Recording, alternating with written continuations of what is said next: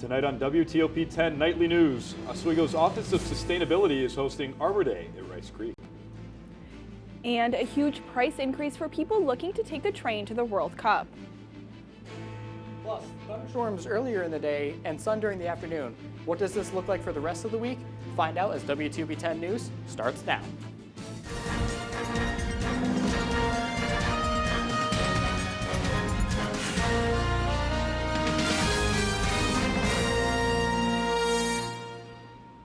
Good evening and thank you for joining us. I'm Eddie McAlpine. And I'm Julianne Fike. It's been a sunny start to the week, but the rest of the week is looking a little rough.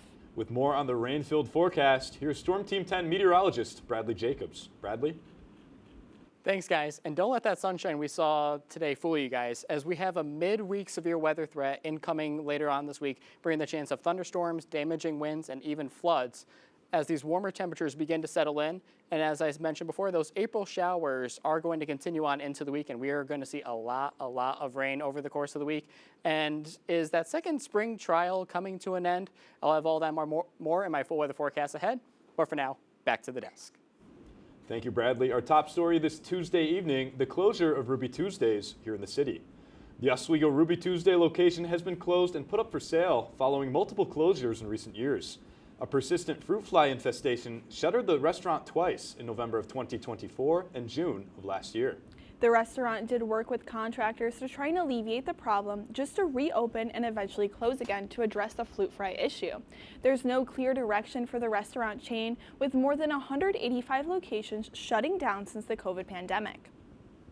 Staying in the city, Oswego County has announced that a statewide Stop DWI high visibility engagement campaign is planned for April 20th. The 20th of April is a day well known in cannabis culture when some consumers may increase the use of cannabis. As marijuana can impair cognitive performance and slow reaction times, operating a motor vehicle after using the drug poses a threat to other people on the roads. Law enforcement agencies and Stop DWI coordinators across the state often join forces to raise awareness and save lives. 6th Ward voters won't be the only ones heading back to the polls this November. Councilor Timothy Pluckett will be on the ballot in November despite having just started a 2-year term in January. Pluckett resigned from his seat at the end of January and was reappointed by Mayor Rob Corradino a couple days later. Pluckett said his resignation was necessary because both his lifelong county job and elected positions are part of the state retirement system. He had to resign and be reappointed in order to collect his pension. A world-renowned trombonist, bandleader, and educator, Michael Davis, is returning to SUNY Oswego for a pair of concerts and a jazz clinic. The concert with the Oswego Jazz Project will take place Wednesday, May 6th in the newly renovated Hewitt Ballroom. And the following day, Davis will perform with SUNY Oswego Student Jazz Ensemble. Both concerts are free and open to the public. The final Jazz by the Lake event of the spring season hits the stage this Friday at the Oswego Music Hall. The Monk Rose 5 Family Ensembles mixes brass, woodwinds, percussion, and string. Tickets are now on sale at the Oswego Music Hall website and the Rivers End bookstore. Doors will open at 7 p.m. with the show starting at 7:30.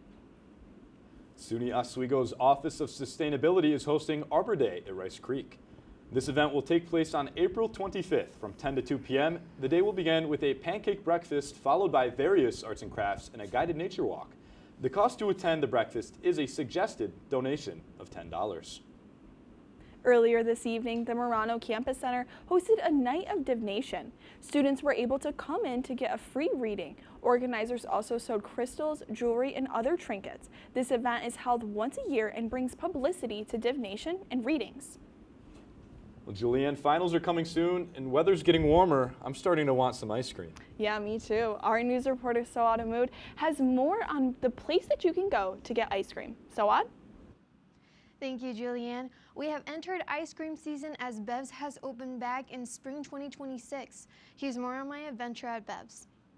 The day is bright and sunny. I could hear the lake's waves and the view is just gorgeous.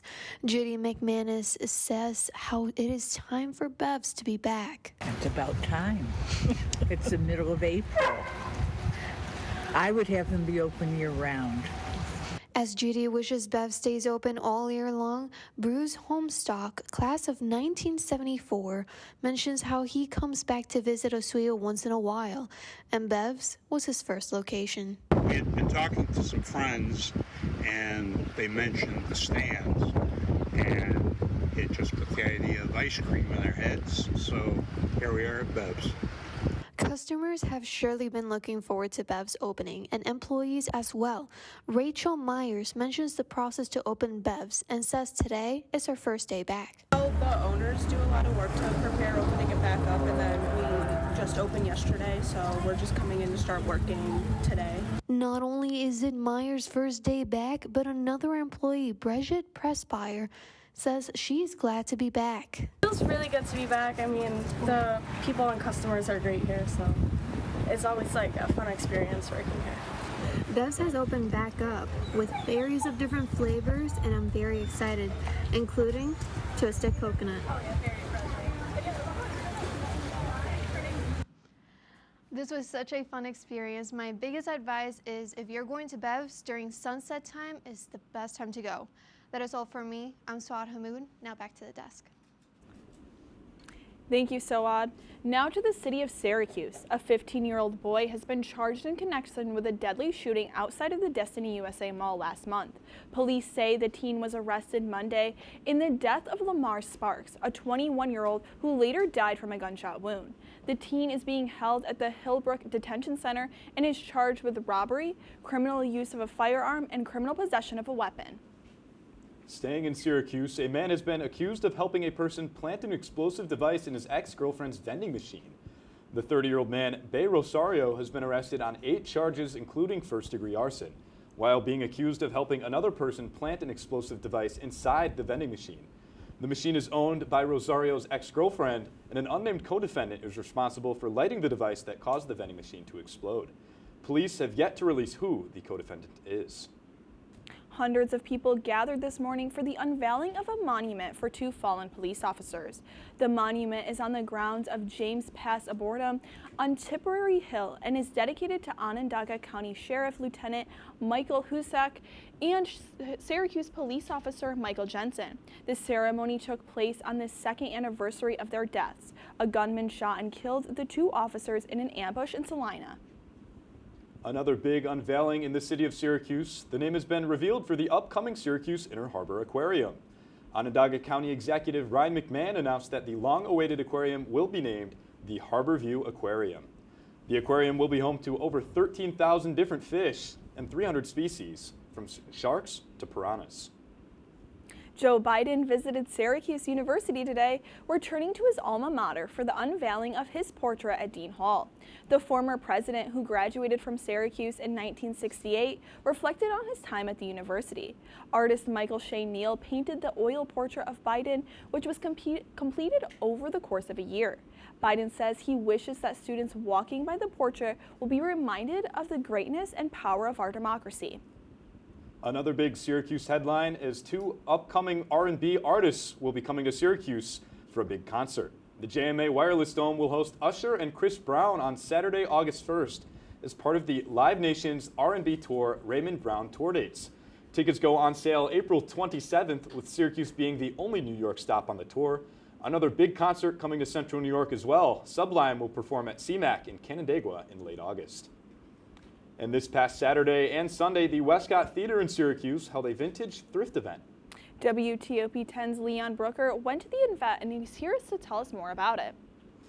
Thanks, guys. A collection of small and local businesses came together to hold a Y2K-themed event for shoppers to enjoy. The SQ's-bound Vintage is noted as the East Coast's first themed pop-up. Every thrifter's dream is to stumble upon some vintage gems. SQ's-bound Vintage is a pop-up store that, unlike other events, invites local artists and upcycled creations, in addition to their vintage clothes. This time, the event took space in the Westcott Theater, right across from Boom Babies in Syracuse. Pop-up events don't always happen, so when they do, it's prime time for local businesses and artists alike. The event showcased many different kinds of things.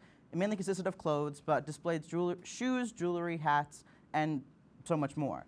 Some of the brands present were Cool, Calm, and Collected, Secret Wardrobe, Bratty Catty, Olive & Gus Vintage, Safety Pin, Bee's Closet, Gav's Grabs, Fond, and Amy Kate Creations.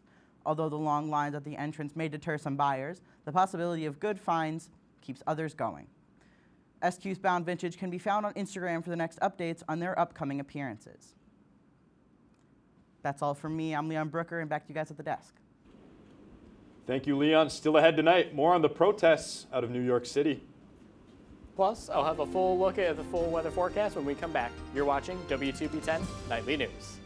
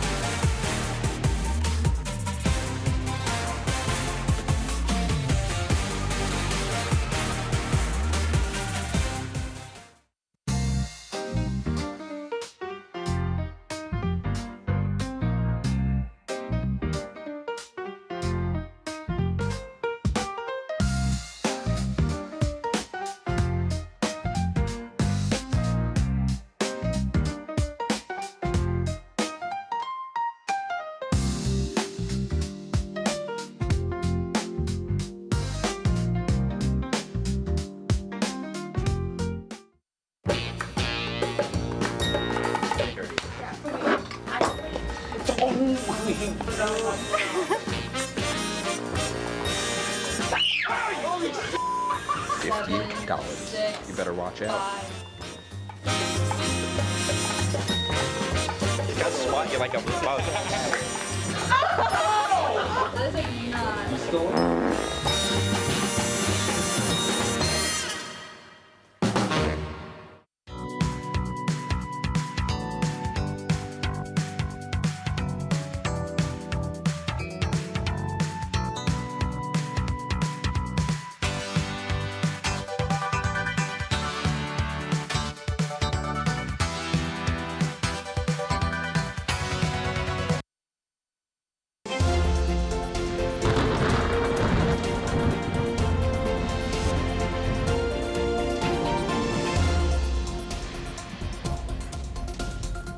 Good evening, everyone, and welcome back to your nightly news here on WTOP-10. I'm your assistant Storm Team 10 meteorologist, Bradley Jacobs. Now, we did have quite the weather today. Storms coming on through earlier on now. Take a look at the live weather. All of that's really well pushed its way out. We can see here, moving out east here. Still some spotty showers here and there.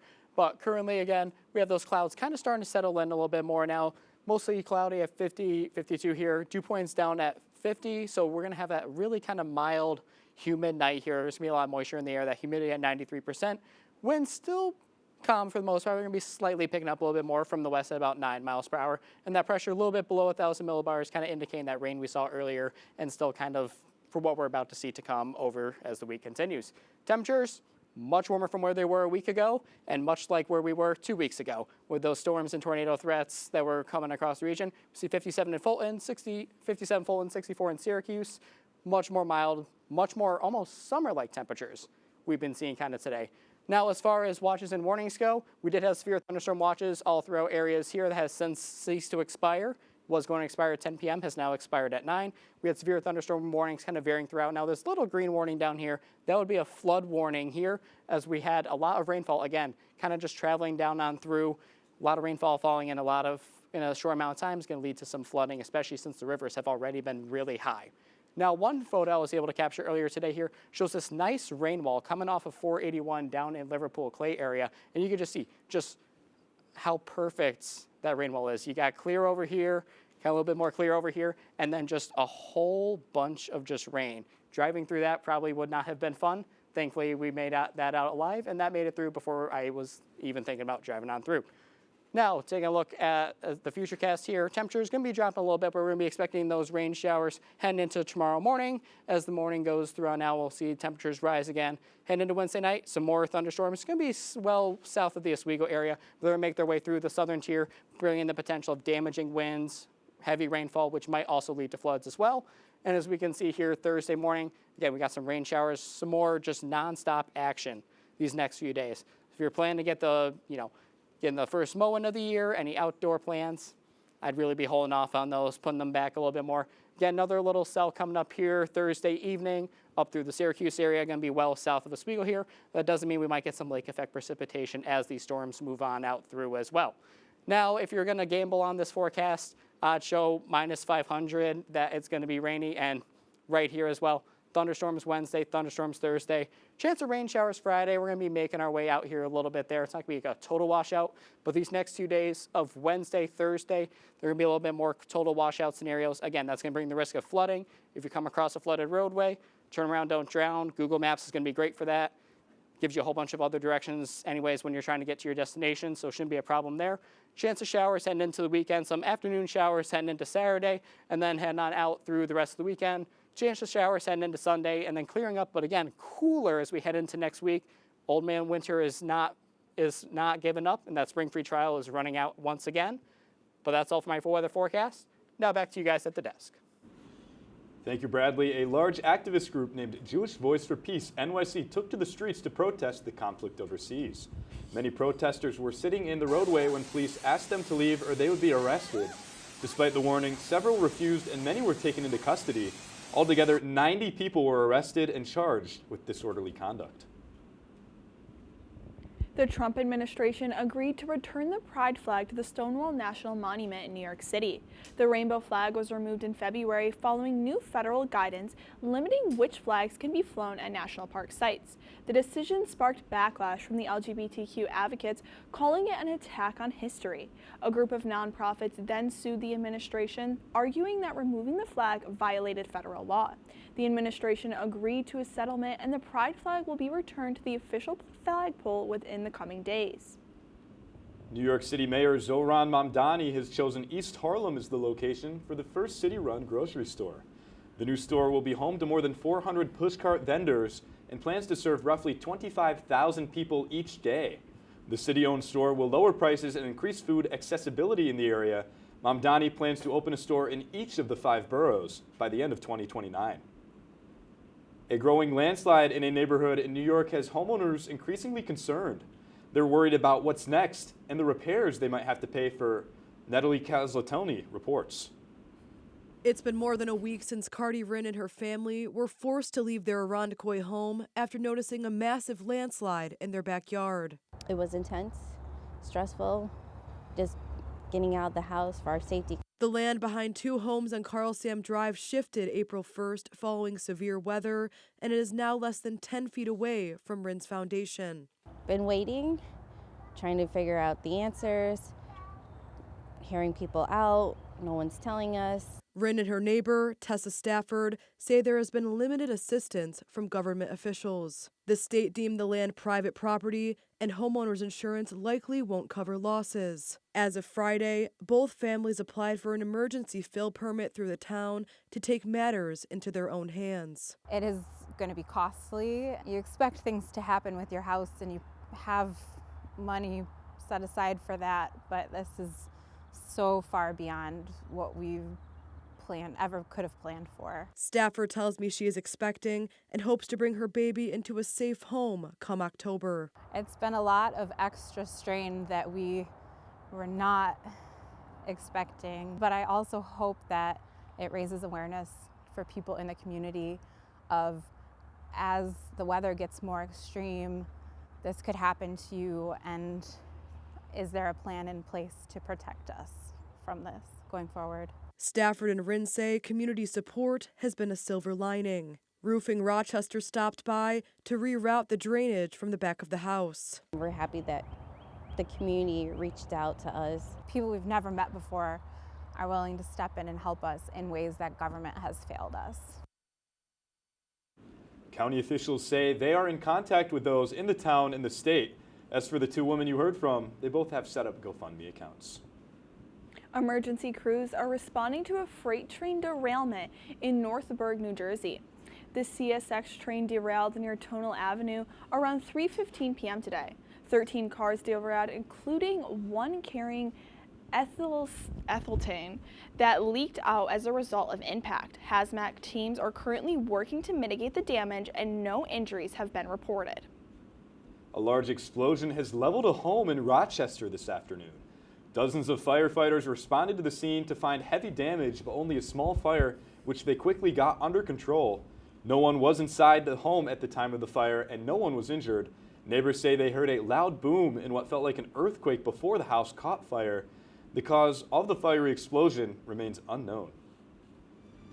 And still ahead tonight, Casey DeSalle covers Oswego softball and the NBA play-in tournament after the break, right here on WTOP-10. Do you like reading?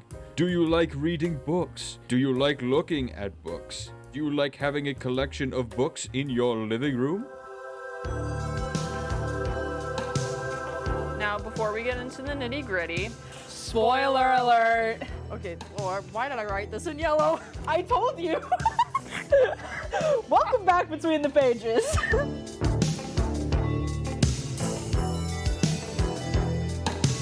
Good evening and welcome to Jeopardy! I am your host, Joe. Hello, Simon. Joe is at this place. And I'm very concerned to see what Piper's answer is here. Sorry, it's a 98-page rule book. You guys are stumped still? Joe, I'm going to sound like a little snob here. It was not founded by Ray Kroc.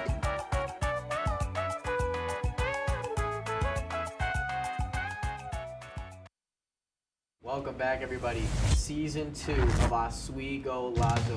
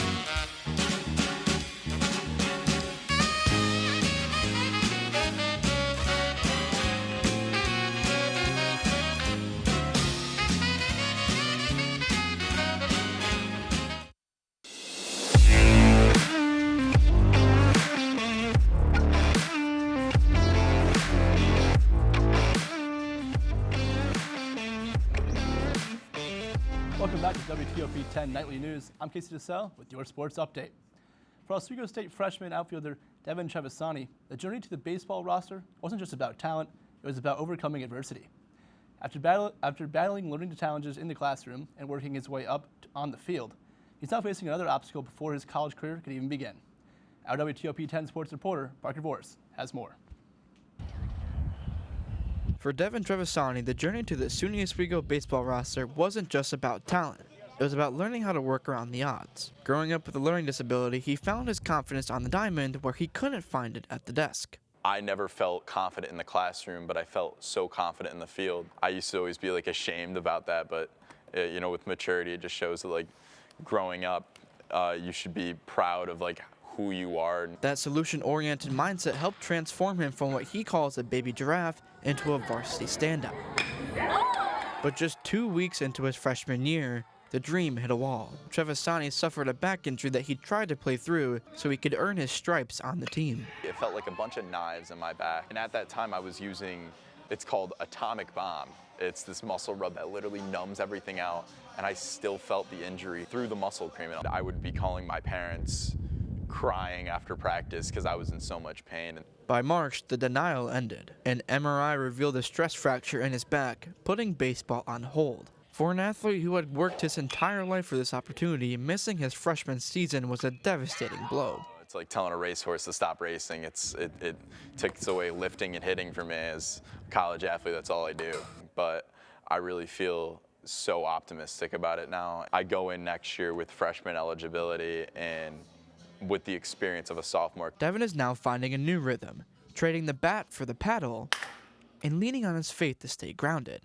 And when he does return, he won't just be ready to play. He'll be ready to prove just how far he's come. Parker Voris, WTOP-10. Trevisani says he'll continue his rehab during the season and hopes to return fully healthy for next year. SUNYAC has announced their weekly awards, and Lakers' own Kira Wright was selected as the Softball Athlete of the Week. In 17 at-bats this week, she had a 558 batting average, 667 OBP, and a 1,059 slugging percentage. She also recorded 9 runs and swiped 6 bags without being thrown out. Wright will look to continue her success on the diamond tomorrow against Clarkson on Scott Field at 3 p.m. in Potsdam. Moving over to Laker Turf Stadium, women's lacrosse will look to continue their winning streak tomorrow evening when they take on the Potsdam Bears. Lakers have won 7 games in a row after starting their season off 2-4. Oswego is currently tied at the top of the SUNYAC with the Cortland Red Dragons, with both teams at 6-0. Game time tomorrow at 4 p.m. at Laker Turf Stadium. Heading to Syracuse news, former Syracuse forward Tyler Betsy will transfer to BYU for his junior season, according to various reports and his Instagram. Betsy averaged almost 7 points a game this past season and was the Orange's best outside shooter, hitting on 40.7% of his three-point attempts. This will be Betsy's third college in just 3 years, after starting in Cincinnati before playing for Syracuse last season. Now for some professional hoops, the NBA play-in tournament begins tonight. The Miami Heat and Charlotte Hornets tipped off just about 2 hours ago, and the Phoenix Suns will host the Portland Trailblazers in just over 30 minutes. The play-in tournament will continue tomorrow night with the Orlando Magic traveling to Philly to face the 76ers. And the Golden State Warriors will duke it out with the Clippers in LA at 10 p.m. Now let's head to the Bronx for an exciting game early in the season between the Angels and the Yankees. It's a beautiful day for baseball yesterday as we head to the bottom of the first. Here comes the Judge, and Aaron Judge pummels a changeup way over the left field wall. This 456-foot blast would put the Yanks on the board early in the Bronx. Moving to the 6th in this barn burner, Mike Trout smashes his 3-2 sweeper to his teammates all the way out in the bullpen to even the score at 7. In the next half inning, when Trout calls, Judge answers. Bon voyage baseball. Judge hits his second bomb of the night and gives the Yankees a 1-run lead as Trout looks on from the outfield. But it's not over yet. Top of the 8th, tie game, Trout hits this one to left center field, and he finds the bullpen again. The 3-time MVPs are putting on a show in the Boogie Down Bronx. Bottom 9 Yankees need to answer, and Trent Grisham delivers with a 2-run dinger to the short porch in right. The ball was flying off the bats in this one. A couple batters later, the Yankees threatening Ryan McMahon at the plate, and Jordan Romano throws a pitch in the dirt, and it gets past Logan O'Hoppe, and Jose Cabrera comes home to win the game for the Yankees. An exciting end to a thrilling game in the Bronx. Yeah, Casey, a loss in the forecast for the Angels, but we've got Angel tears in our forecast, right? Is that what we're still calling rain these days, Bradley? I mean, I guess so. I mean, we're going to see a lot of it over these next few days and into the weekend. Tomorrow and Thursday, more thunderstorms, so a lot more rain in a lot more shorter amount of time. That's going to create a lot of flash flooding conditions. Mind you, all the precipitation we've had last week is still having the ground all saturated, so just being ready to just, for floods, you want to get up to the higher levels, come across flooded roadway, turn around, don't drown, find an alternate route to your destination. It's not worth driving. It's not worth your life driving through, a puddle in the road. You don't know how deep it is. You don't know if your vehicle is going to get stuck. Risk first responders' lives. And is there any chance we're keeping the sun around for a little bit longer? I mean, enjoy it while it lasts today. I mean, there's a chance we get some peaks throughout the weekend, but otherwise, next week, sunshine's going to return, but cooler temperatures with it. So it's just that upstate New York battle. You just can't win it all, it seems, Well, we might be losing the sun, but we want to highlight some of the lights in our life as we go to our picture of the week. This week, we are highlighting our very own Logan Rousseau as he was named the Fall 2026 News Director for WTOP-10. Along with Logan, recently elected General Manager Chris DeLuca, who will lead the club next year. Congratulations to Chris and Logan for their hard work and dedication. Guys, I get it's brought up all the time, but Logan and I did go to high school together. And you know who else I went to high school with? Because you were talking about Tyler Betsy. Ryan Mesh, the highest ranked recruit in Siena history, flipped his commitment to Syracuse today. Another Chittenango High School alum. Yeah, definitely big news for Syracuse there. And if you're looking for more final sports updates, of course, the play-in right now, the Charlotte Hornets are up about 10 points going into the fourth quarter, so keep an eye on that one. It's going to as it winds down. Absolutely. Well, that'll be our report for tonight. Be sure to stay tuned for the unofficial sports show with Wine and Zoe. Thank you for watching, and be sure to stay dry, everyone. Have a great night, everyone.